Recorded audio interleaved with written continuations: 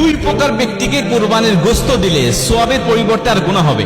নবীজি সাল্লাল্লাহু আলাইহি ওয়াসাল্লাম কঠোরভাবে নিষেধ করেছেন এই দুই ব্যক্তিকে কুরবানির গোশত দেওয়ার জন্য, অথচ আমরা এদেরকে দিতে খুব বেশি আনন্দ ফিল করি এবং সওয়াব মনে করে তাদেরকে দেই। নবীজি সাল্লাল্লাহু আলাইহি ওয়াসাল্লাম নিষেধ করেছেন, বুখারী, মুসলিম এবং সিয়াসিত্তার অধিকাংশ কিতাবের মধ্যে এই হাদিসগুলো বর্ণনা করা হয়েছে, কিন্তু অধিকাংশ মানুষ আমরা জানি না এবং অনেকে জেনেও না জানার ভান করে বসে থাকি আমরা। হযরত আলী রাদিয়াল্লাহু তাআলা আনহু বলেন, নবীজি সাল্লাল্লাহু আলাইহি ওয়াসাল্লাম বলেন, তোমরা প্রথম নম্বরে কোন কসাইকে মজুরি হিসাবে গোশত দিবে না। কসাইকে মজুরি হিসাবে গোশত দিলে আপনার সওয়াব তো হবেই না এবং গুনাহ হবে এবং কুরবানি বাতিল হয়ে যাওয়ার সম্ভাবনা আছে। কেন?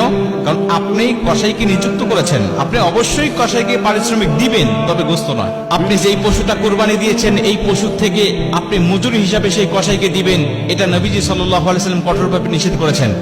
আপনি কসাইকে নিযুক্ত করার পূর্বে তার সাথে আপনাকে চুক্তি করতে হবে, আপনি অবশ্যই তাকে পারিশ্রমিক দিবেন, তাকে ঠকাবেন না, কোনোভাবেই নয়। এবং নবীজি তো মজুরিদেরকে বলেছেন যে তার গায়ের ঘাম শুকিয়ে যাওয়ার আগে তার পাওনাটাকে বুঝিয়ে দাও। অতএব সেই নবী কখনোই তাদেরকে ঠকাবেন না। নবীজি সাল্লাল্লাহু আলাইহি ওয়াসাল্লাম বলছেন, অবশ্যই তাদেরকে মজুরি দিতে হবে, পারিশ্রমিক দিতে হবে, কিন্তু এই কুরবানির পশু থেকে নয়, দিতে হবে তোমার ইনকামের মধ্য থেকে, তোমার সম্পদের মধ্য থেকে।